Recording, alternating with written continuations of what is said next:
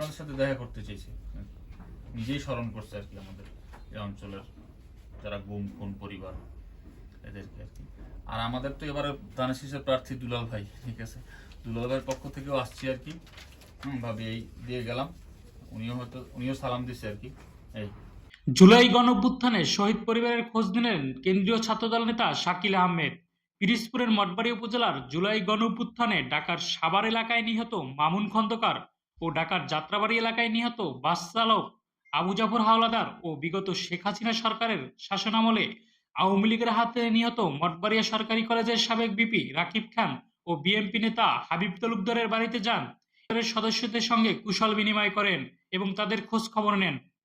একই সঙ্গে আগামী ২৬শে জানুয়ারি বরিশালের বেলস পার্কে অনুষ্ঠিত বিএনপির চেয়ারম্যান তারেক রহমানের নির্বাচনী জনসভায় অংশগ্রহণের জন্য শহীদ পরিবারের সদস্যদের আনুষ্ঠানিক দাওয়াত পৌঁছে দেন এবং আগামী ত্রয়োদশ জাতীয় সংসদ নির্বাচনে পিরোজপুর ৩ বিএনপির মনোনীত প্রার্থী রুহুল আমিন দুলালের পক্ষে ধানের শীষের প্রচারণা করেন। ইনশাল্লাহ জানা আসছেন, ইনশাল্লাহ এবার একটা চান্স হ্যার এই ১৪ জন দাঁড়াইছে না, পুরো গোল দেবে ইনশাল্লাহ। আমার আপন দাদা, আর আমাদের তো ধানের শীষের, তারপর আসলাম, আবার যদি বলবেন কেউ আসে নাই আমাদের কাছে ভোট চাইলে